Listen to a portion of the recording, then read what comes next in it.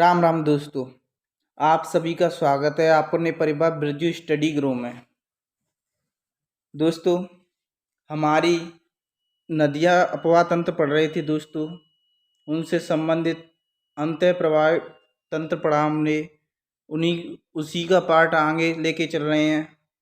दोस्तों, आज का हमारा मोटिवेशन है, मुश्किल नहीं है कुछ दुनिया में, मुश्किल नहीं है कुछ दुनिया में, तू जरा हिम्मत तो कर, ख्वाब बदलेंगे हकीकत में, तू जरा कोशिश तो कर। दोस्तों, अपने माँ बाप का सपना पूरा करना है, इसलिए साथी हमारे साथ जुड़े रहना और अपने साथियों को वीडियो को शेयर करना, वीडियो को लाइक करना, और जो साथी हमारे चैनल पर पहली बार आ रहे हैं वो चैनल को सब्सक्राइब करना। दोस्तों, इसी के साथ हम चलते हैं आगे। दोस्तों, हमने 3 नदी पढ़ ली थी, गग्गा नदी पढ़ ली हमने दोस्तों, उसके लिए आपको पार्ट फर्स्ट देख लेना। दोस्तों, चौथी नदी हमारी रूपनगढ़ नदी। कौन सी दोस्तों? रूपनगढ़ नदी। दोस्तों, रूपनगढ़ नदी का उद्गम स्थल कहाँ से होता है? दोस्तों, किशनगढ़ की पहाड़ी अजमेर में उसका उद्गम स्थल है। कहाँ से? किशनगढ़ की पहाड़ी अजमेर से। ये विलीन या विलुप्त कहाँ होती है दोस्तों? ये सामर झील में विलीन हो जाती है। दोस्तों, सामर झील कहाँ पड़ती है? जयपुर ग्रामीण में पड़ती है। दोस्तों, कहाँ? जयपुर ग्रामीण में पड़ती है वर्तमान में। दोस्तों, इस नदी के किनारे, किस नदी के किनारे? रूपनगढ़ नदी के किनारे निम्बार्क संप्रदाय, निम्बार्क संप्रदाय सलेमाबाद किशनगढ़। सलेमाबाद कहाँ? किशनगढ़ अजमेर में प्रधान पीठ स्थित है। किसकी? निम्बार्क संप्रदाय की प्रधान पीठ कहाँ है? सलेमाबाद अजमेर। दोस्तों, किस नदी के किनारे? रूपनगढ़ नदी के किनारे। प्रवाह क्षेत्र, कौन कौन से जिलों में ये नदी बहती है? इसका प्रवाह क्षेत्र दोस्तों अजमेर से निकलती है। दोस्तों, अजमेर से निकलकर जयपुर ग्रामीण में बहती है। जयपुर ग्रामीण में कहाँ विलीन हो जाती है दोस्तों? सामर में विलीन हो जाती है, सामर झील में विलीन हो जाती है। अगली नदी है हमारी मैथा नदी। कौन सी नदी है दोस्तों? मैथा नदी। मैथा नदी का उद्गम स्थल कहाँ से होता है? मनोहर थाना पहाड़ी कहाँ पड़ती है दोस्तों? जयपुर में। कहाँ से होता है? मनोहर थाना पहाड़ी कहाँ? जयपुर से। विलीन या विलुप्त कहाँ से होती है दोस्तों? सामर झील में विलीन हो जाती है। रूपनगढ़ नदी सामर झील में विलुप्त होती है दोस्तों। मैथा नदी सामर झील में विलुप्त होती है दोस्तों। इसके किनारे लुड़वा नामक स्थान पर डीडवाना कुचामन। लुड़वा कहाँ पड़ता है दोस्तों? डीडवाना कुचामन में लुड़वा जैन तीर्थ स्थल है दोस्तों। इसके प्रवाह क्षेत्र क्या है? इसका प्रवाह क्षेत्र कौन कौन से जिला है दोस्तों? जयपुर ग्रामीण से निकलती है दोस्तों, डीडवाना कुचामन में।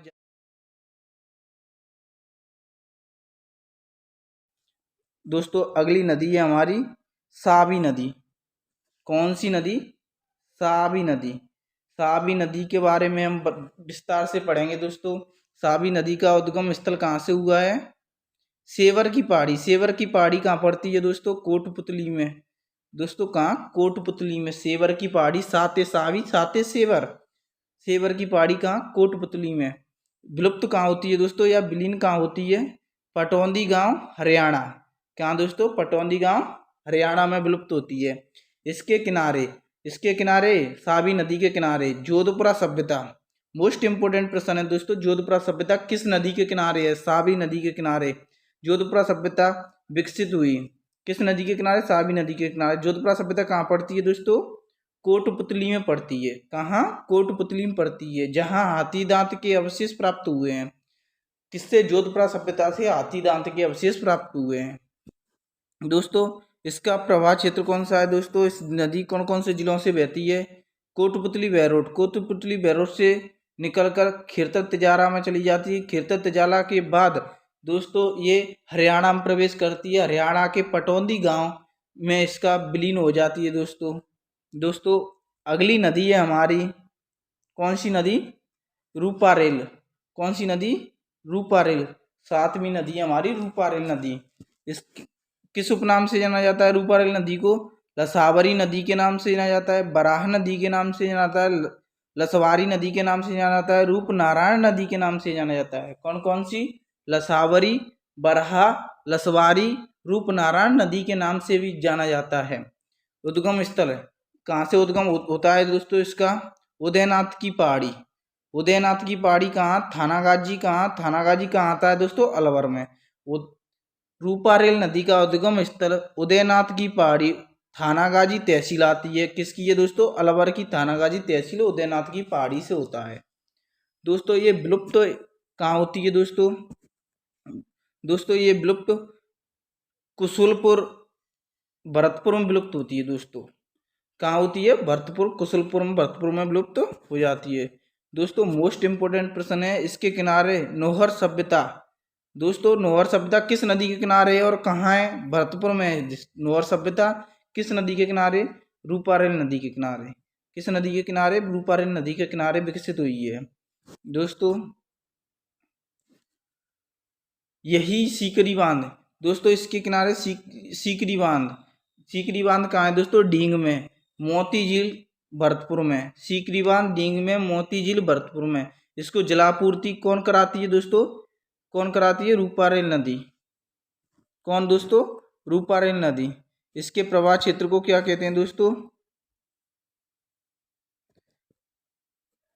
इसके प्रवाह क्षेत्र को यानी किन किन जिलों में प्रवाहित होती है दोस्तों?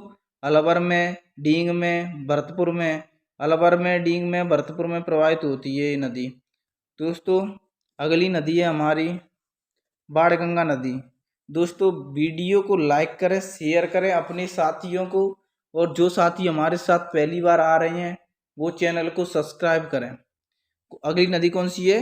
बाणगंगा नदी। बाणगंगा नदी को उपनाम क्या है दोस्तों? अर्जुन की गंगा के नाम से जाना जाता है, ताला नदी के नाम से जाना जाता है, रुंडित नदी के नाम से जाना जाता है। मोस्ट इम्पोर्टेंट है दोस्तों कि बाणगंगा नदी का उपनाम क्या है? अर्जुन की गंगा, ताला नदी के नाम से जाना जाता है, रुंडित नदी के नाम से जाना जाता है।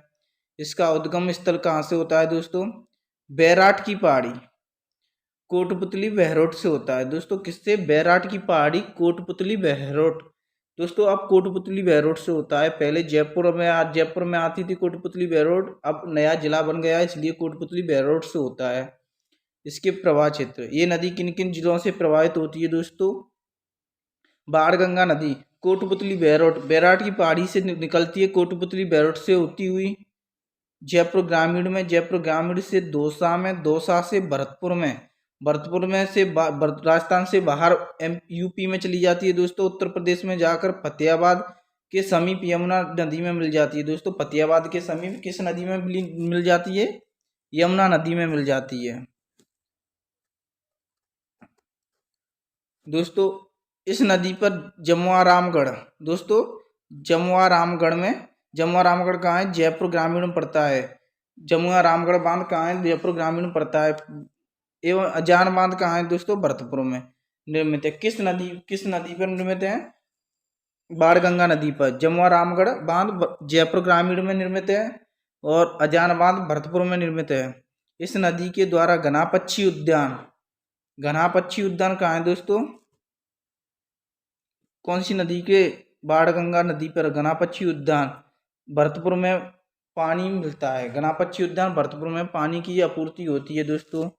कभी कभी बाणगंगा नदी भरतपुर की सीमा में ही समाप्त हो जाती है। कभी कभी वर्षा कम होने के कारण बाणगंगा नदी कहाँ समाप्त हो जाती है? भरतपुर की सीमा पर। इसे रुंडित नदी के नाम से भी जाना जाता है। इस कारण इसे क्या कहते हैं? रुंडित नदी कहते हैं दोस्तों। ये आंतरिक प्रवाह की नदी है दोस्तों। वीडियो को लाइक करें, शेयर करें और चैनल पर पहली बार आए हैं तो चैनल को सब्सक्राइब करें दोस्तों।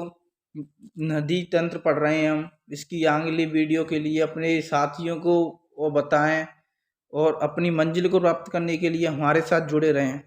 थैंक यू दोस्तों, धन्यवाद।